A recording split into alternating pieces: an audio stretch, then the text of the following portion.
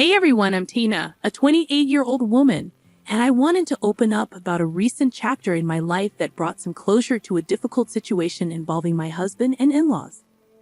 This all unfolded a few months ago, and the chaos has only recently settled. I'm still grappling with the emotional aftermath, and I believe sharing my story might offer some relief. Flashback to 2 years ago when I made a significant life decision, marrying my then boyfriend Jake. We met through mutual friends and spent 3 blissful years together. Jake appeared to be a fun and caring person, showering me with love. He hailed from a wealthy family, complemented by a high-paying job. Our connection deepened over shared interests, especially our love for travel. As we progressed from casual dating to a serious relationship, my friends applauded him as a great guy, genuinely happy for us. The relationship was smooth sailing. Jake's care knew no bounds. He surprised me with thoughtful gifts, even presenting a new laptop on my college graduation day. Despite his generosity, I hesitated about him covering most expenses. Jake, I'm just a college student. I can't afford to reciprocate in the same way. Let's at least split other expenses, I'd insist. Jake, however, dismissed my concerns, emphasizing his desire to spoil his girlfriend. He argued that many of his friends did the same for their partners. Gradually, I accepted his gestures, but I made efforts to reciprocate within my means. Upon securing a well-paying job after college, I was thrilled to finally return the favor. We transitioned to splitting expenses evenly and contemplated moving in together. You can move in with me, Jake suggested. I inherited my house from my grandpa, so you won't have to worry about rent. But let's split other expenses. It wouldn't be fair otherwise.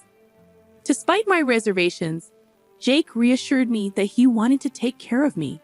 However, we agreed to divide other costs more equitably, considering the difference in our incomes. Everything appeared to be going well until I finally had the opportunity to meet Jake's family, who resided in a different state quite far from us. Jake, caught up with work commitments, couldn't join them, so I was left to welcome his parents and sister on my own. Prior to this meeting, Jake warned me about their occasional judgmental nature, offering a vague heads-up without elaborating. He simply advised me to play along and ignore any potentially hurtful comments. Despite my reservations, I approached the situation with optimism. However, any shred of positivity quickly evaporated upon their arrival. When Jake's parents and sister landed, they appeared visibly annoyed, a stark contrast to the warm reception I anticipated. As we gathered for a conversation, it became evident that they held a negative opinion of me. So you're the woman Jake has been seeing. I didn't expect to find you in this house. Do you even pay rent? Sandra, Jake's mother, questioned with a disapproving tone. No, Sandra, I don't pay rent. Jake mentioned that the house is fully paid for, but we split all the bills evenly, I explained, hoping to address any concerns. Sandra dismissed my explanation, asserting, just because the house is paid for doesn't mean you can mooch off him. This is his house, not yours. Remember that for the rest of your life. The conversation took an uncomfortable turn, especially with Jake's sister, Cassie, who seemed more interested in glaring at me than engaging in dialogue. When I attempted to include her by asking about her life, she responded with irritation, mentioning her marriage to a wealthy billionaire back home.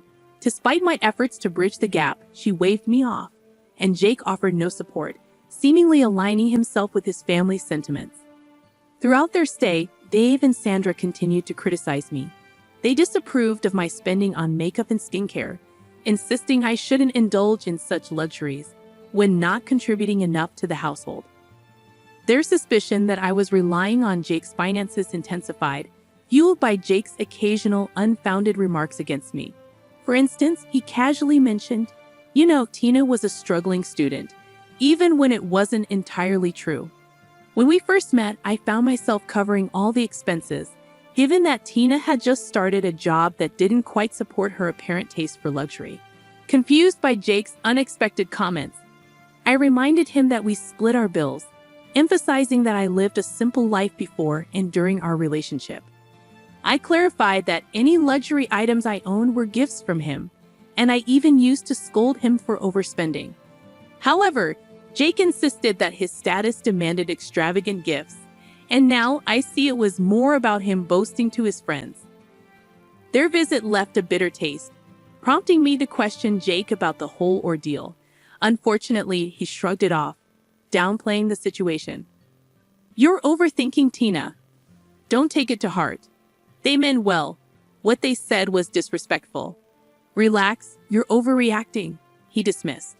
Despite my reservations, 6 months later, Jake proposed, and I happily accepted. We planned an engagement party, which we split evenly, balancing my small business on the side. Jake knew about its growth, but never inquired about the income. To me, it was a fulfilling hobby rather than a significant moneymaker. Deciding it was time to treat myself a bit, I opted for a grand engagement party, and Jake supported the idea.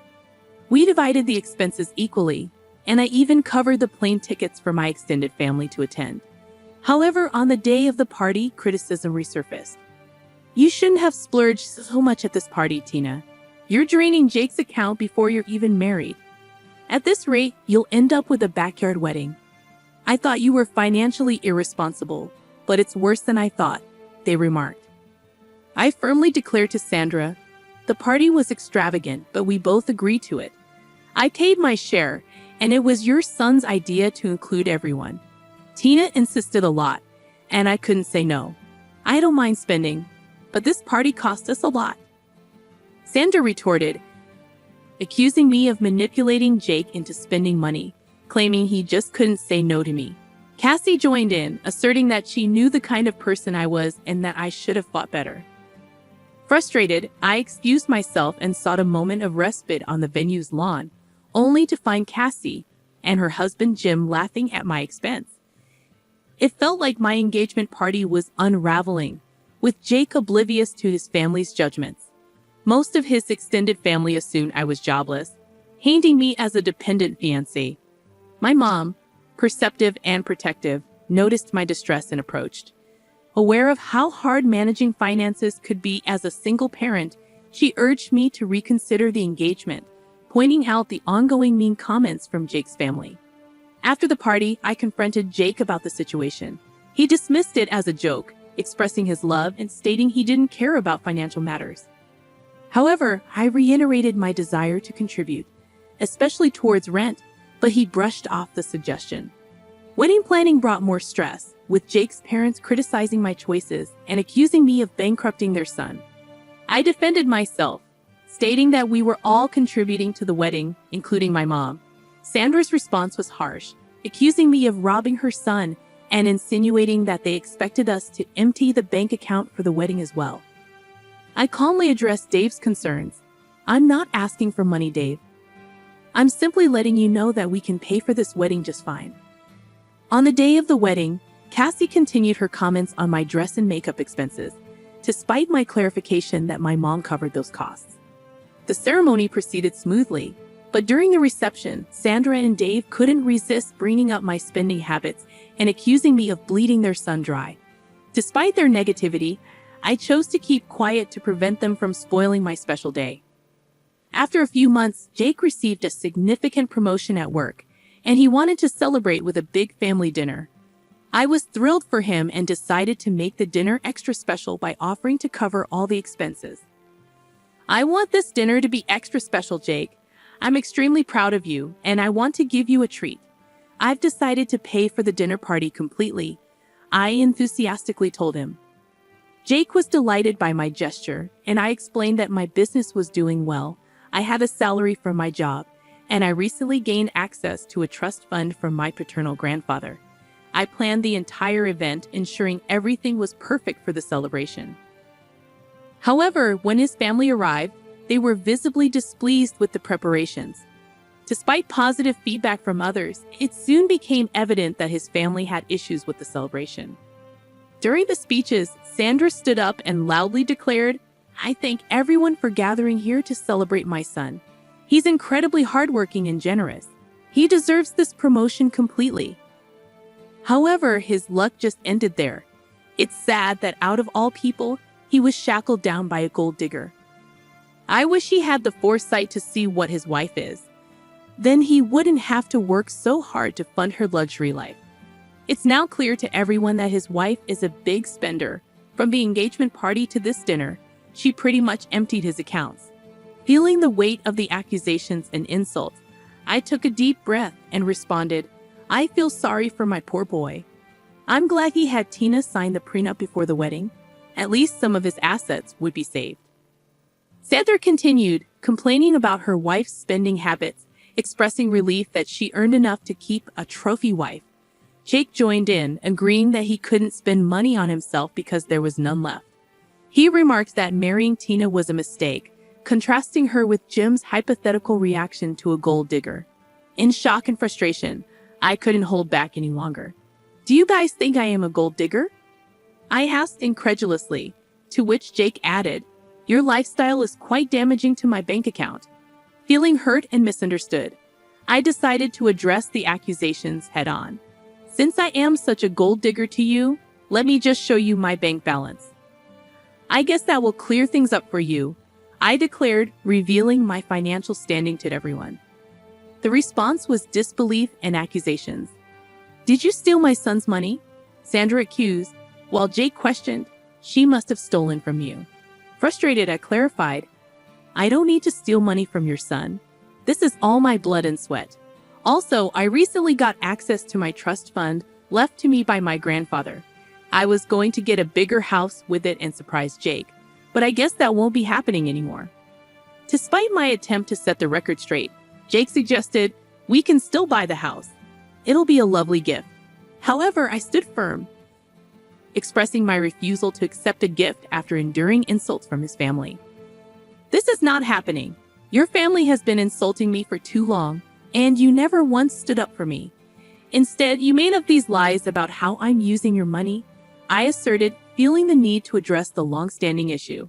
Jake attempted to downplay the situation, claiming I was overreacting. However, I stood my ground, stating, "No, I am not overreacting. All the people here know what your family has been calling me. They were here when you let them insult me during our engagement party." Feeling the weight of years of disrespect and humiliation, I finally decided I could no longer tolerate the toxic environment. I sternly told Jake, "I want a divorce." He attempted to plead and explain, but my mom intervened, advising him to keep quiet. "You never defended my girl all these years. It's time she ends this toxic relationship for good," she asserted. We left the party, leaving the shocked attendees whispering amongst themselves. Despite exposing Jake to his extended family, friends, and colleagues, I didn't care anymore. I was done with him. Mom and I went straight to the house, collected my belongings, and Jake kept blowing up my phone in an attempt to talk. I muted it and went to stay with my mother. The next day, I contacted my cousin, a lawyer, to draw up divorce papers. With a prenuptial agreement in place, the split would be straightforward, and I wouldn't have to give him any money, despite having more than him now. Jake and his family showed up at my mom's place demanding to talk. Mom firmly told them to leave, and Jake kept trying to contact me, sending a range of messages from sobbing apologies to threatening harm. I stored all the recordings, preparing for a potential restraining order. Despite the emotional turmoil, I found strength in my mother's support.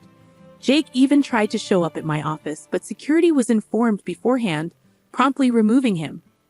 It was then I decided to quit my job. Though well-paying, my booming business meant I no longer needed it, and I wasn't interested in becoming a millionaire. I simply desired a peaceful life with dignity, so I submitted my notice that day and decided to move forward. A week after serving Jake with divorce papers at his workplace, he showed up at my former workplace, only to discover I had already quit. Colleagues informed me about his persistent attempts to send flowers and gifts to my mother's address. We returned the parcels, but the harassment continued, prompting me to contemplate relocation. With my mother's support, I found a perfect house in the next state, offering me a haven away from my ex. Currently awaiting finalization of paperwork, the judge granted a relatively smooth divorce due to the solid prenuptial agreement. During the 6 months of separation, I used the time to gather myself. Once the divorce was finalized, I promptly moved to my new home, changing my number to escape the relentless spam from Jake and his family. I heard Jake's life was in turmoil, blaming his parents for the marriage breakdown. Professionally, he faced a significant setback, with colleagues avoiding him and seniors displeased with the negative publicity in their close-knit community. His parents resorted to spreading rumors about infidelity, but fortunately, these falsehoods failed to gain traction. On the contrary, my life took a positive turn. Focused on enhancing my business and relishing newfound freedom, I started going out and even ventured into the dating scene. Jake's insecurities made me cautious about committing too quickly, but I remain hopeful that with time, I will heal and find someone who truly cherishes me. While Jake's actions caused me pain, the strength gained from overcoming those challenges has propelled me into a brighter future,